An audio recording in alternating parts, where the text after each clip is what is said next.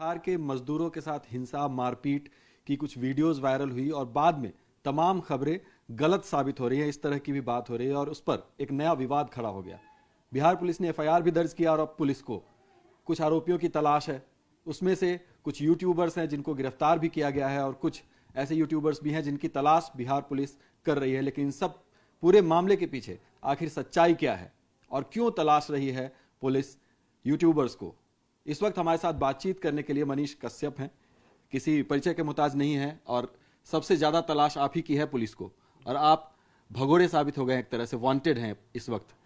क्या कहेंगे इस पूरे प्रकरण पे? सबसे पहले मैं कहना चाहता हूं कि नेशनल मीडिया में आपका पहला चैनल है जिसने एक आम आदमी को अपनी बातों को रखने का मौका दिया और हर चैनल को ये करना चाहिए। छोटे छोटे यूट्यूबर पे एफआईआर हो रहा है, छोटे छोटे यूट्यूबर की तलाश जो है बिहार पुलिस कर रही है। आरजेडी के एक नेता हैं, डॉक्टर अनिल सहनी नाम है उनका, अपने आप को लिखते हैं पूर्व विधायक पूर्व सांसद। 28 फरवरी को उन्होंने एक पोस्ट किया था, आप देख सकते हैं यहाँ पे सामने। 28 फरवरी को आरजेडी के ही नेता हैं। उन्होंने साफ साफ लिखा था कि तमिलनाडु में बिहारी मजदूर भाइयों के साथ हो रहे अत्याचार, जिसमें हमारे कुडनी प्रखंड के भी मजबूर भाई शामिल हैं। उन्होंने पप्पू यादव जी ने 28 फरवरी को ट्वीट किया था। उसके अलावा जो है 21 फरवरी को अमर उजाला में खबर चला था। लेकिन कार्रवाई जो है यूट्यूबर पे हो रहा है। बिहार विधानसभा में इस पे हंगामा भी हुआ। नीतीश कुमार जी ने टीम का गठन करके जो है भेज दिया वहां पे तमिलनाडु में और एफआईआर हो रहा है यूट्यूबर पे। कहीं नहीं तो कहीं तेजस्वी यादव जी जो जंगल राज के राजकुमार अपने आप को घोषित करना चाहते हैं फिर से और जंगल राज 2 बिहार में लाना चाहते हैं, उन्हें जो है यूट्यूबरों से समस्या है। वो चाहते हैं कि यूट्यूबर जो है वो चुप रहें, मौन रहें, वो अपनी बातों को ना रखें और बिहार में जो है जंगल राज होते रहे। आप बताइए कि पटना में जो है पार्किंग विवाद में 50 राउंड गोली चलता है जिसमें 5 लोगों की हत्या हो जाती है, वो खबर दिखाने पे एफआईआर हो जाएगा। सरकार ने जो टीम तमिलनाडु भेजी उसी टीम ने ये निष्कर्ष दिया है कि वहां पर इस तरह की कोई घटना नहीं हो रही थी और उसके बाद ये भी साबित हुआ कि सोशल मीडिया पर जो कुछ वीडियोस सर्कुलेट किए गए वो फेक वीडियोस हैं, उन्हें स्क्रिप्टेड करके बनाया गया और पोस्ट किया गया और उसके बाद वो पोस्ट हुआ। कि वही टीम ये क्यों नहीं कह रहा है कि सारा वीडियो फेक है? जो टीम तमिलनाडु गया था वो बोल रहा है कि कुछ वीडियो फेक है। वो टीम ये कह दे कि सारा का सारा वीडियो फेक है, तमिलनाडु में जो भी घटना हुआ वो सारा वीडियो फेक है, वो टीम कह सकता है? नहीं कह सकता है। वो भी अपना तलाश ले रहा है कि हमें क्या बोलना है। कुछ वीडियो फेक है। तमिलनाडु में रेलवे ने ट्वीट किया था, एक आदमी जाता है और पूछता है आदमी से कि हिंदी हिंदी हिंदी और मारना शुरू करता है। 16 फरवरी का घटना है। तमिलनाडु में एक नेता जो है हिंदी भाषी लोगों के बारे में क्या बोलते हैं सबको पता है। वो न्यूज चैनलों पे चल रहा है, नेशनल न्यूज पे भी चल रहा है। वो बोल रहे हैं क्या कि मुझसे जितना होगा उतने लोगों को मैं मारूंगा पीटूंगा। तमिलनाडु की कहानी क्या है कि वहां पे भारतीय जनता पार्टी बीजेपी मजबूत हो रही है और वहां के कुछ लोकल टुटपुजिए नेता उपद्रवी तत्व जो है वो लोग साबित करना चाहते हैं कि बीजेपी जो है हिंदी भाषी बेल्ट की ही पार्टी है, वो तमिलनाडु में नहीं आ सकती है। पिछली बार बीजेपी का परफॉर्मेंस तमिलनाडु में बहुत अच्छा रहा और अगर कंडीशन सही रहा तो इस बार तमिलनाडु में बीजेपी जो है 40 से 50 सीट जीत सकता था।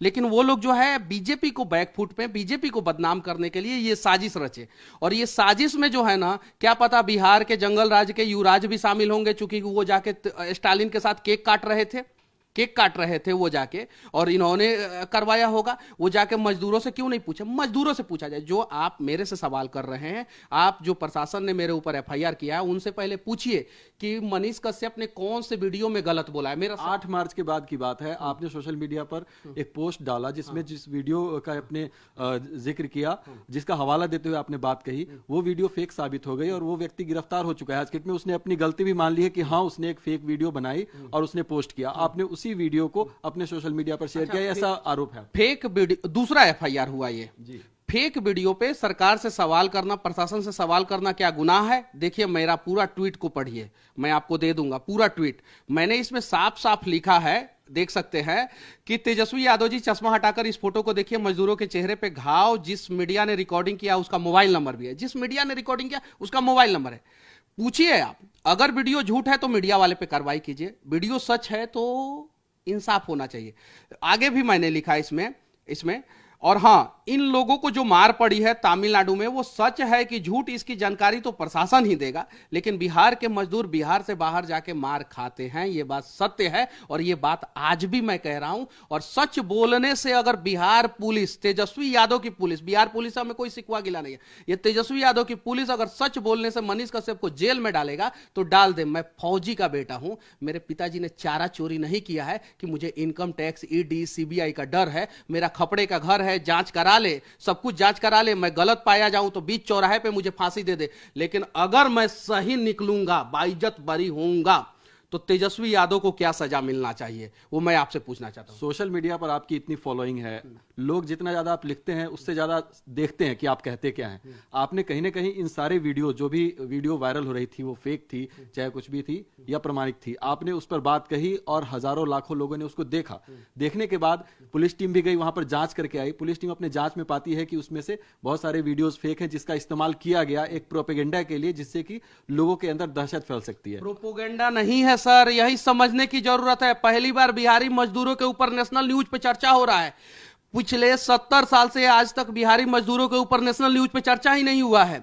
चर्चा हो, बिहारी मजदूर सच में बिहार से बाहर परेशान हैं, उनकी हत्याएं हो जाती है, खबर तक पता नहीं चलता है। कितने बिहारी, पूरे भारत में सबसे ज्यादा रिस्की काम कौन करता है? बिहारी मजदूर।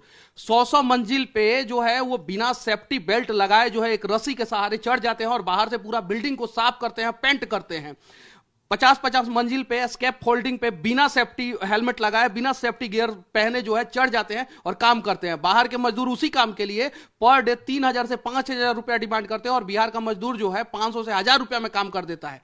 इन सब चीजों पे चर्चा होना चाहिए। और हां, सार्वजनिक एक टीम बनाई जाए जिसमें पक्ष और विपक्ष के नेता हों, कुछ मीडिया वाले हों, कुछ रिटायर्ड जज हो, कुछ रिटायर्ड आईएएस आईपीएस अधिकारी हो। मजदूरों पे एक टीम को बनाया जाए, आयोग का गठन किया जाए। और हां, वो आयोग अगर मुझे गलत साबित कर दे तो मुझे फांसी पे लटका दिया जाए। और अगर आयोग जो है मुझे सही साबित करे कि मनीष कश्यप बिहार के गरीब, बिहार के युवा, बिहार के मजदूर के लिए लड़ा है और उसने सही काम किया है, तो तेजस्वी यादव को वही सजा मिलना चाहिए। मनीष, लेकिन आज की हकीकत यह है कि आपके ऊपर एफआईआर दर्ज की जा चुकी है, पुलिस आपकी तलाश कर रही है और आप जगह जगह छुपते हुए फिर रहे हैं। अगर आप सच हैं तो क्या आप पुलिस के सामने सरेंडर करेंगे या कोर्ट के सामने सरेंडर करेंगे? आप किस तरह से इसको काउंटर करेंगे? अपनी बातों को अगर मुझे रखने का मौका नहीं मिलता, आपके चैनल पे नहीं रख पाता, तो मेरी सच्चाई लोग कैसे जानते हैं? तेजस्वी यादव जी को सीबीआई ने सम्मन दिया, काहे नहीं हाजिर हो गए? काहे तेजस्वी यादव बोल रहे हैं कि सीबीआई, ईडी, इनकम टैक्स से हम नहीं डरते हैं? वैसे ही हम भी नहीं डरते हैं।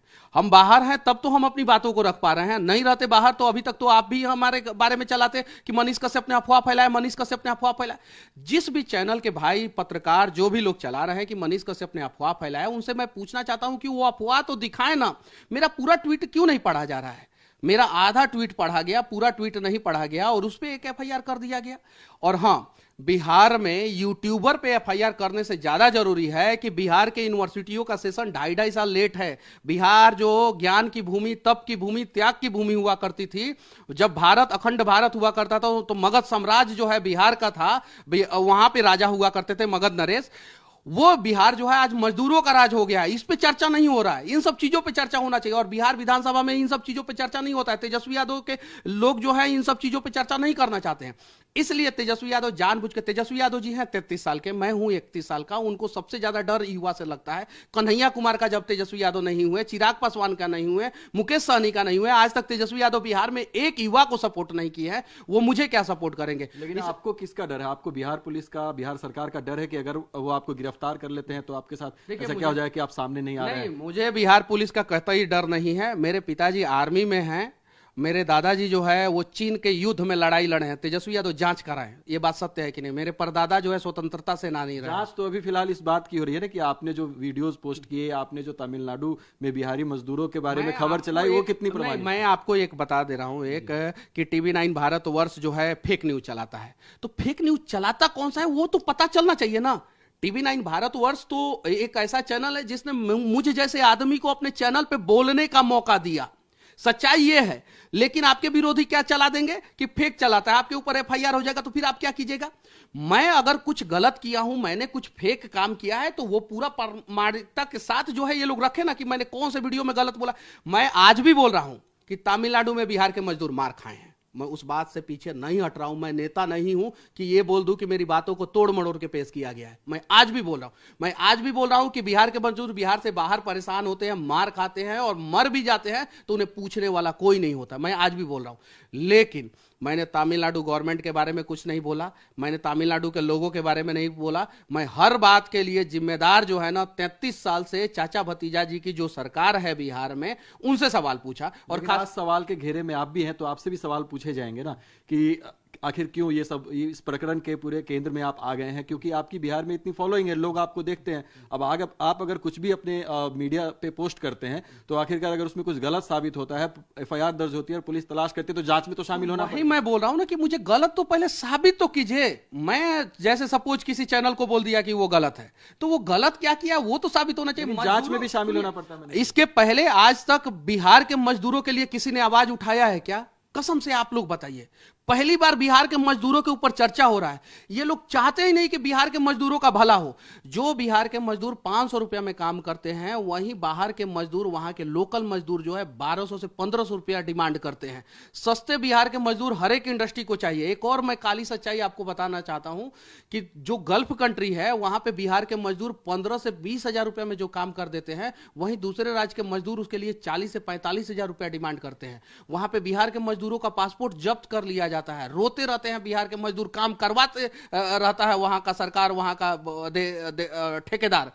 ये ठेकेदारों की दलाली, नेताओं का भ्रष्टाचार के वजह से बिहार जो है मजदूरों का राज बन गया। और उन मजदूरों के लिए पहली बार मनीष कश्यप आवाज उठाया है तो दलाल और भ्रष्ट लोगों को तो तीखा लगेगा ही, और वो लोग एफआईआर करवाएंगे ही। जवाब दूंगा मैं, इनके एफआईआर से डरने वाला नहीं हूं। जवाब दूंगा और लगातार दूंगा और ऐसे ही देते रहूंगा। बिहार के मजदूरों की आप बात करें, लेकिन बहरहाल बात तमिलनाडु की और बिहार की हुई, क्योंकि इसी पर चर्चा चल रही है।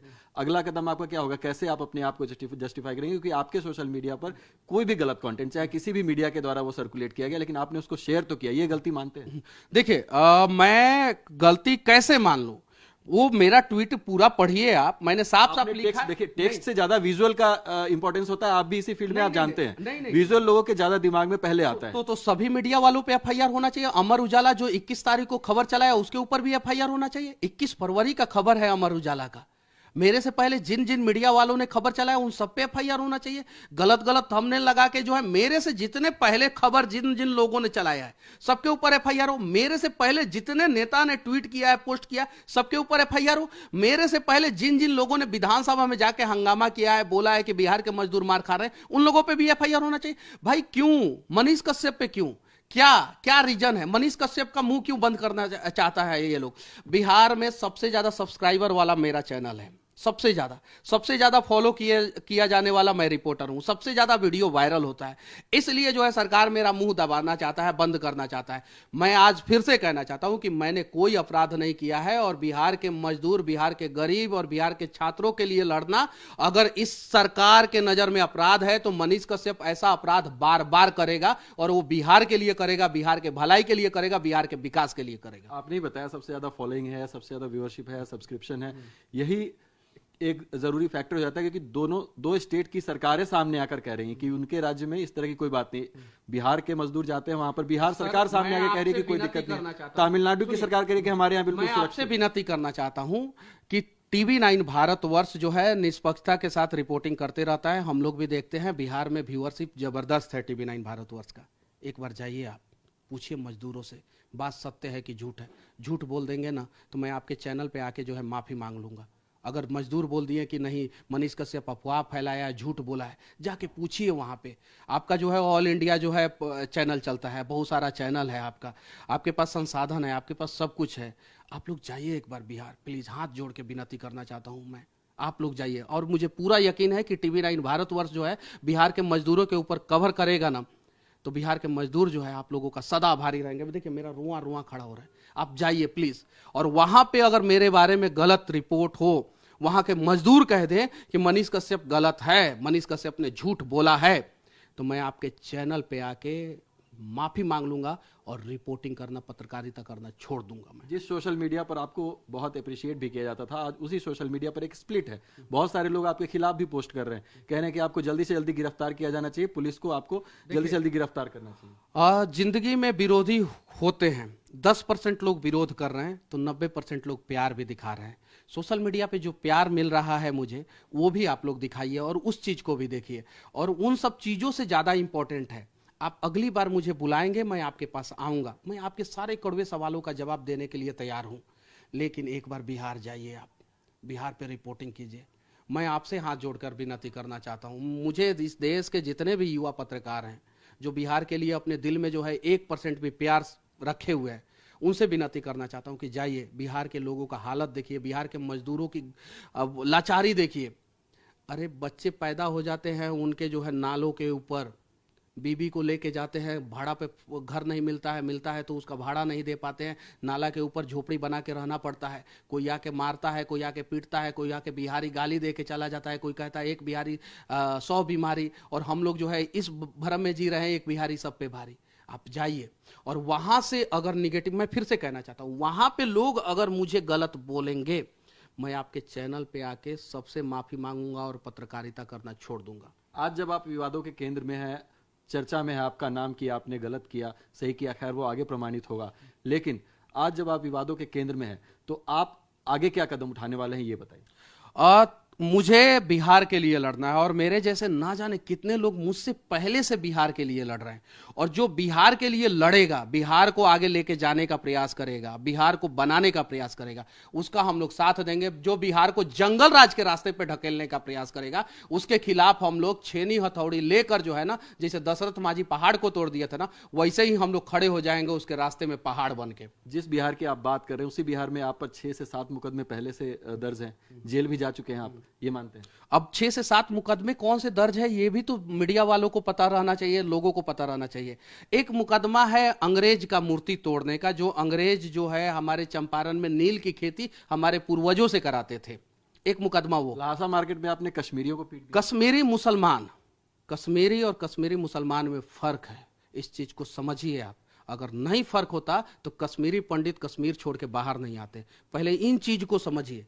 दूसरा, कश्मीरी मुसलमान जो है लहासा मार्केट में अपने दुकान चलाते हैं, शांति से चलाते हैं, और उनसे सामान हम खरीदते हैं। और हमारे जवान जब कश्मीर में जाते हैं तो उनके ऊपर पत्थरबाजी होता है। पुलवामा अटैक हुआ था, 44 जवान हमारे शहीद हुए थे, और उसके बाद मैं जाके उनसे पूछा था कि आप लोग यहाँ पे इतने सुरक्षित हैं, हम लोग आपको सुरक्षा देते हैं, आप लोगों से सामान खरीदते हैं हम लोग, और हमारे जवानों के ऊपर अटैक होता है, हमारे जवानों के ऊपर बमबारी होता है, हमारे जवान शहीद हो जाते हैं, पत्थरबाजी होता है, तो ये सवाल कौन सा गुनाह है? और ये सवाल पूछने के जुर्म में क्या हुआ था कि वहां पे पुलिस भी थी, ठीक है, पुलिस ने हम लोगों को हटा दिया और बोला कि जाइए। 10 दिन बाद मेरी गिरफ्तारी होती है और सीजीएम ने मुझे बेल दे दिया, क्योंकि मारपीट हुआ ही नहीं था, बहस हुआ था, बातचीत हुआ था, और बातचीत होना चाहिए, हेल्दी बातचीत होना चाहिए। कश्मीरी मुस्लिम को पता रहना चाहिए कि भारत के दूसरे जगह पे अगर हम बिजनेस कर रहे हैं और भारत के दूसरे जगह पे सब लोग हमें सुरक्षा प्रदान दे रहे हैं, तो कश्मीरी पंडितों को, कश्मीर में हमारे देश के जवानों को सुरक्षा कौन देगा? अगर बिहार के लोग बिहार में भारतीय सेना के जवान के ऊपर पत्थर फेंकने लगे तो क्या, तब क्या रहेगा? बंगाल में जो है भारतीय सेना के जवान के ऊपर पत्थर फेंकने लगे तो क्या रहेगा? अगर केरल में भारतीय सेना के जवान के ऊपर पत्थर फेंकना शुरू कर दिया जाए तो क्या?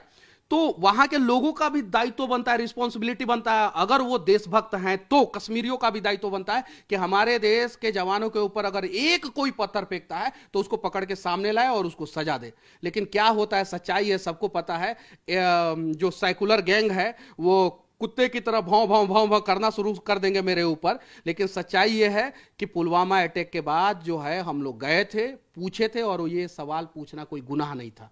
आपने लड़ाई नहीं की उनसे, चलिए आपकी ये बात भी मान लेते हैं, आप भारत की, मजदूरों की, किसानों की और राष्ट्रवाद सब चीज़ की बातें करते हैं, लेकिन विवादों से आपका पुराना नाता रहा है, और अब आप पर आरोप लग रहे हैं कि आप सिर्फ व्यूअरशिप और जनता को अपने उस पे चैनल पे बटोरने के लिए आप कहीं पे भी भड़काऊ बातें करने लग जाते हैं और कहीं पर भी इस तरह की फेक अफवाह को भी उड़ाने का काम। तो मुझे बताया जाए ना कौन सा फेक अफवाह उड़ाया हूं, मुझे बताया जाए। सवाल जवाब तो आपसे पुलिस करेगी जब गिरफ्तार। हाँ, एकदम सवाल जवाब करेगी, हम सारे सवालों का जवाब देंगे पुलिस को। और क्या पता मेरे से पहले पुलिस जो है वो तेजस्वी यादव को गिरफ्तार कर दे। 600 करोड़ का संपत्ति मिला है, 600 करोड़ रुपया का सही इस्तेमाल किए होते, खाली अपने विधानसभा में इस्तेमाल कर 600 करोड़ रुपया का। लेकिन वो पब्लिक में है, आप पब्लिक से दूर हैं। अभी आप पुलिस आपकी तलाश कर रही है तो आपको छुपना पड़ेगा। वो भारत के पहले ऐसे व्यक्ति हैं जिनकी माँ और पिता दोनों मुख्यमंत्री रहे हैं, तो उनके पास बड़का बड़का वकील है, करोड़ों की संपत्ति है उनके पास, सब कुछ है, तो पीछे टीम लगा हुआ है। हम खपड़ा के घर वाले हैं, हमें अपनी लड़ाई जो है ना अपने हिम्मत से लड़ना पड़ेगा। बिहार की भी लड़ाई अपने हिम्मत से लड़ना पड़ेगा। अग्रिम जमानत का इंतजार कर रहे हैं आप? हम अग्रिम जमानत का काहे लाख इंतजार करेंगे? हम बस होई वही जो राम रचि राखा, जो राम ने तय किया होगा वही, और उसी रास्ते पे मैं चल रहा हूं। बवंडर है, तूफान आया हुआ है, रास्ता साफ होगा। जहां तक रास्ता दिख रहा है वहां तक मैं चल रहा हूं, जहां तक मुझे समझ में आ रहा है वहां तक मैं चल रहा हूं। मेरे लिए भी कोई सुप्रीम कोर्ट का वकील खड़ा होगा कि नहीं मनीष तुम गलत नहीं हो, सही हो। तो मेरे लिए जब तक संभव हो सकेगा आप ऐसे ही छुपते रहेंगे? कहां छुपा हूं? एकदम नहीं छुपा हूं, एकदम नहीं छुपा हूं। भगत सिंह क्या छुपते थे? नहीं छुपते थे। क्या चंद्रशेखर आजाद छुपते थे? नहीं छुपते थे। लेकिन गलत सिस्टम, गलत लोगों के खिलाफ जो है, आपको अगर लड़ाई लड़नी है तो 2-4 कदम कभी कभी पीछे हटना भी पड़ता है। तो 2-4 दिन के बाद सरेंडर कर सकते हैं? काहे सरेंडर करेंगे?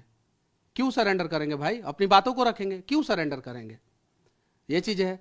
और हाँ, मैं एक चीज और मैं बता देना चाहता हूं। उत्तर प्रदेश में मैंने कम से कम 100 वीडियो बनाया है। बीजेपी की सरकार है, वहां पे मैंने सवाल पूछा है। मैंने नीतीश कुमार और जब बीजेपी की सरकार बिहार में थी तो कम से कम 1000 वीडियो बनाया है, जिसमें इन दोनों पार्टी के सरकारों से सवाल पूछा है। स्वास्थ्य मंत्री मंगल पांडे हुआ करते थे, बीजेपी के नेता। मैंने सवाल पूछा है, उस समय मुझे तकलीफ नहीं हुआ, दिक्कत नहीं हुआ। जो मीडिया पे पाबंदी कौन लगाता है वो मैं बता देना चाहता हूं। आप बंगाल में जाके जो है पूरा स्वतंत्रता के साथ रिपोर्टिंग नहीं कर सकते हैं। आप जाके देखिए, ये विपक्ष के लोग जो है कहते हैं कि गोदी मीडिया है, दलाल मीडिया है, जिसका आरोप जो है आप लोगों को भी झेलना पड़ता होगा। बड़े बड़े नेशनल न्यूज के बड़े बड़े एंकरों को झेलना पड़ता है।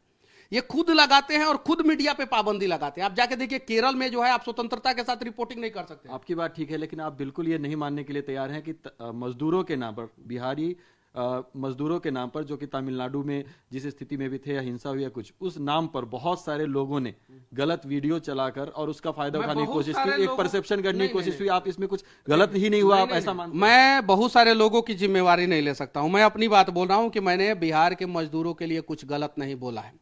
मैं बिहार के मजदूरों के लिए लड़ूंगा, बिहार के गरीबों के लिए लड़ूंगा, और मैंने कुछ गलत नहीं किया है। और जिस दिन वो लोग बोलेंगे, बिहार के मजदूर, बिहार के गरीब, बिहार के लोग जिनके लिए लड़ाई मैं लड़ता हूं, कि नहीं मनीष कश्यप तुम गलत हो, उस दिन मैं पत्रकारिता करना छोड़ दूंगा। जब तक वो लोग मेरे साथ है तब तक मैं उनके लिए लड़ता रहूंगा। और सरकार को आप खुली चुनौती दे रहे हैं? सरकार? कौन सा सरकार की बात करते हैं महाराज? आपने आपातकाल देखा है? नहीं देखा है। आपके पिताजी देखे होंगे आपातकाल, 1984 का वो दौर, उसके पहले का दौर इंदिरा गांधी ने 1979 में जो भी लगाया था। हम लोग तो उस समय नहीं थे, ठीक है। 84 में तो उनके साथ जो हुआ वो नहीं होना चाहिए इंदिरा गांधी जी के साथ, ठीक है। बिहार के हर एक आदमी जो है आपातकाल की स्थिति से गुजर रहा है। जाके पूछिए एक बिहारियों का दर्द जो है, कभी कभी नेशनल न्यूज पे आप लोग दिखाइए। बिहार में कुछ गलत होता है वो तो दिखाते हैं आप लोग, लेकिन बिहारी किस दर्द से गुजर रहा है, बिहारी को कौन कौन सी समस्या हो रही, उस चीज को दिखाइए आप लोग, फिर पता चलेगा। अरे हर बिहारी, ज्यादातर बिहारी जो दलाल नहीं है, जो सिस्टम में नहीं बैठा है, जो नेता नहीं है, जो साधारण बिहारी है, मजदूर है, गरीब है, वो आपातकाल की स्थिति से गुजर रहा है। और उस आपातकाल की स्थिति में पहुंचाने वाले यही लोग हैं जो 1990 से लेकर 2023 तक सत्ता के शीर्ष सिंहासन पर बैठे हुए हैं। पत्रकारों से कोई गलती नहीं हुई? मतलब पत्रकार से गलती नहीं होता है, एक बात जान जाइए। चाहे वो आप हो, चाहे मैं हूं, चाहे कोई भी हो। कोई भी पत्रकार जब कलम लेके निकलता है ना, तो वो इस उम्मीद से निकलता है कि हम देश का भला करेंगे। इस देश में सबसे कठिन काम पता है कौन कौन से लोग करते हैं? 3 लोग। एक इस देश का जवान जो अपनी जान की बाजी लगा के देश का सुरक्षा करता है। एक इस देश का किसान जो गर्मी हो, ठंडा हो, बरसात हो, जमीन का सीना चीर के फसल उगाता है और खुद भूखा सो जाता है। और तीसरा पत्रकार जो अपने इंसाफ के लिए कभी आवाज नहीं उठाता है, लेकिन किसी के आंखों में आंसू आ जाए तो उसके लिए माइक और कलम लेके जो है उतर जाता है, और उसका माइक और कलम ही तलवार बन जाता है। लेकिन पत्रकारों को क्या मिलता है? कभी कोई पत्रकार के लिए क्यों नहीं लड़ा? आज तक एक पत्रकार के लिए समाज लड़ा हो? बताइए आप। मैं आपको बताऊंगा कि ऐसे सैकड़ों पत्रकारों की हत्या इस देश के अनेकों कोने में हुई है। कोई नहीं लड़ता सर। आपके साथ अगर कुछ हो जाएगा ना तो आपके परिवार को पूछने तक नहीं आएंगे। लेकिन देश में 3 लोग सबसे खतरनाक काम करते हैं। कभी कोई दलाल पत्रकार बोलता है, कभी कोई गोदी मीडिया बोलता है, लेकिन पत्रकारों का दर्द, पत्रकारों का दशा, पत्रकारों की स्थिति समझने के लिए कोई तैयार नहीं होता है। लेकिन अब सवाल ये भी होने लगे हैं कि क्या यूट्यूबर्स व्यूअर्स पाने के लिए गलत भी करते हैं, फेक भी चलाते हैं और वीडियोस भी स्क्रिप्ट करते हैं, क्योंकि इस तरह की चीजें अब साबित हो चुकी हैं। आरोपी ने अपना आरोप भी कबूल किया। देखिए, नेता वोट पाने के लिए झूठ बोलते हैं कि सच बोलते हैं वो सबको पता है। फिल्में बनती है वो सच बनती है कि झूठ बनती है वो सबको पता है। लेकिन अगर कोई पत्रकारिता कर रहा है तो वो व्यूअरशिप के लिए नहीं करता है, ये बात याद रखिएगा। वो इंसाफ दिलाने के लिए करता है, और जो पत्रकार ईमानदारी पूर्वक इंसाफ दिलाता है ना, उसको व्यू भी ज्यादा आता है। तो लोग आरोप भी लगाते हैं कि व्यूअरशिप के लिए पत्रकार कर रहा है। व्यूअरशिप, पत्रकार कभी व्यूअरशिप के लिए नहीं लड़ता है, और व्यूअरशिप के लिए लड़ना होता ना तो हम लोग पत्रकारिता नहीं करते। लेकिन इस प्रकरण में चैनल चालू करते, इस पूरे प्रकरण में एक स्क्रिप्टेड वीडियोस तो पोस्ट की गई ना, फेक वीडियोस तो पोस्ट की गई ना। क्या पता मुद्दा से भटकाने के लिए कुछ साजिश करके उस वीडियो को बनवाया गया होगा। क्या पता तेजस्वी यादव के लोगों ने ही बनवाया होगा उस वीडियो को, ताकि इस वीडियो को बनवा देते हैं, मनीष कश्यप ट्वीट कर देगा और उसके बाद से जो है विवाद हो जाएगा। ये चीज है, ऐसा भी हो सकता है ना। जो आरोप मेरे ऊपर लग रहा है, ये आरोप तो वो लोग भी करवा सकते हैं ना, करवा सकते हैं कि नहीं। मुद्दा से डाइवर्ट करने के लिए ऐसा कर सकता है कि नहीं सरकार? एकदम बिल्कुल कर सकता है। और सरकारें ऐसा करती है कि नहीं करती है, सारे मीडिया वाले को पता है, देश के सभी लोगों को पता है। अगर मुझे पता रहता कि ये स्क्रिप्टेड वीडियो है, मैं पोस्ट नहीं करता। मुझे यह पता था कि बिहार का कोई व्यक्ति है, वो दर्द में है, उसका इंसाफ मिलना चाहिए, इसलिए मैंने पोस्ट किया। और मैंने लिखा कि प्रशासन जांच करे, अगर गलत है तो इसका मोबाइल नंबर है, उसको फोन करे और वीडियो टेक डाउन कराए, हटवाए। मैंने ये सब भी लिखा। देखिए, आधा बात को समझ के जो है ना, किसी को पूरा दोषी नहीं ठहरा सकते आप। पूरी बातों को समझिए और फिर इंसाफ कीजिए कि वो आदमी दोषी है कि सही है। सर, आखिरी सवाल आपसे ये कि गलती मान लेंगे या लड़ते रहेंगे? लड़ते रहेंगे, लेकिन उससे पहले आपसे एक सवाल पूछूंगा। सर, आप युवा हैं, बिहार जाएंगे कि नहीं? आपका चैनल बिहार जाएगा कि नहीं? बिहार के मजदूरों का, गरीबों का दर्द दिखाएगा कि नहीं? बिहार के छात्रों का दर्द दिखाएगा कि नहीं? इस सवाल का जवाब दे के आप जाना सर। पुलिस आपको ढूंढ रही है और उस राज्य के उप मुख्यमंत्री को आप धमकी देते हैं कि अगर आप गिरफ्तार हुए और जेल गए तो जेल से निकलने के 160 दिन के अंदर आप सरकार गिरा देंगे। ये किस बिना पे कहते हैं? मैंने बोला था कि 2025 में जो है तेजस्वी यादव को मुख्यमंत्री नहीं बनने देंगे, और अगर जेल गए तो 180 दिन के अंदर अंदर उनकी सरकार गिरा देंगे। और ये बात सत्य है। 9वीं फेल आदमी, जिनके पिताजी और माताजी भारत के पहले ऐसे राजनेता हैं जिनके माता पिता दोनों मुख्यमंत्री रहे हैं, वो आदमी बिहार का उप मुख्यमंत्री बन गया है और मुख्यमंत्री बनने का सपना देख रहा है। वो बिहार को बचाने का सपना नहीं देख रहा है। जो आदमी पढ़ने गया तो पढ़ाई में फेल हो गया, उसके बाद से वो क्रिकेट में गए तो क्रिकेट में फेल हो गए। अब बिहार की राजनीति में आके बिहार का भविष्य चौपट कर रहे हैं।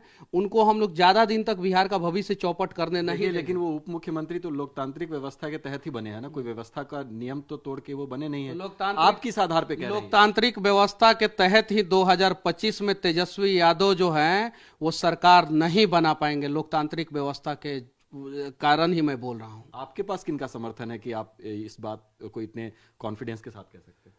ऊपर वाले का, भगवान का, समझे, जनता का, लोगों का। और हाँ, मुझे राजनीति में कोई इंटरेस्ट नहीं है, मैं फिर से कह देना चाहता हूं। लेकिन जो बिहार के लिए करेगा उसके साथ हैं, और जो बिहार को बर्बाद करेगा उसके खिलाफ है। और तेजस्वी यादव जी बिहार को बर्बाद कर रहे हैं। ईडी, इनकम टैक्स और सीबीआई ने ये साबित कर दिया है। अभी घर में सोना पकड़ा गया है, विदेशी करेंसी पकड़ा गया है, और ना जाने कितने लाख रुपया पकड़ा गया है, करोड़ रुपया, और कितने करोड़ का बेनामी संपत्ति पकड़ा गया है। अगर उसका सही इस्तेमाल किए होते तो ना जाने बिहार में कितने युवाओं को। लेकिन आप एक पॉलिटिकल पार्टी के नेता के खिलाफ इस तरह से मोर्चा खोलेंगे और सीधे सीधे उनको कन्फ्रंट करेंगे तो इसके राजनीतिक मायने भी निकाले जाएंगे। हो सकता है लोग ये भी कहें कि विपक्ष का सपोर्ट है। आप एक बात मैं आपसे पूछना चाहता हूं, अगर देश के किसी भी कोने में गलत होता है तो टीवी 9 भारतवर्ष उस गलत के खिलाफ अपना माइक लेके खड़ा होता है कि नहीं होता है? वैसे ही बिहार में अगर कोई पार्टी गलत करे, कोई सरकार गलत करे, कोई नेता गलत करे तो उसके खिलाफ खड़ा हो जाना क्या गुनाह है? मैं ऐसे लोगों के खिलाफ खड़ा हूं, क्योंकि मुझे पूर्वज से ही मुझे ये संस्कार मिला है। मेरे परदादाजी जो है अंग्रेजों के खिलाफ खड़े हुए, मेरे दादाजी चीन के खिलाफ खड़े हुए, मेरे पिताजी पाकिस्तान के खिलाफ खड़े हुए हैं, और मैं बिहार को बर्बाद करने वाले नेताओं के खिलाफ खड़ा हूं। आप पर मुकदमा दर्ज हो गया, आपको पुलिस ढूंढे, इसलिए आप सरकार को गिराने का काम करेंगे? ऐसा कुछ नहीं है। मुकदमा से डरने वरने वाले लोग हम लोग नहीं है। कोई अपराध किए हैं, हत्या जो किया है वो तो आरजेडी में विधायक है। रेप जो किया है उसका ये लोग सपोर्ट करते हैं, जो चोरी किया है, बिहार को लूटा है, वो आरजेडी पार्टी में है। हम कौन सा गुनाह कर दिए हैं भैया? हम कौन सा हीरोइन गांजा का तस्करी करते हैं, कौन सा हत्या कर दिए हैं, कौन सा रेप कर दिए हैं, कौन सा किसी का पैसा लेके भाग गए हैं? हमको किस बात का डर है? हाँ, लेकिन अपनी बातों को रखना है मुझे, और इसलिए जो है मैं जो भी कर रहा हूं वो सोच समझ के कर रहा हूं।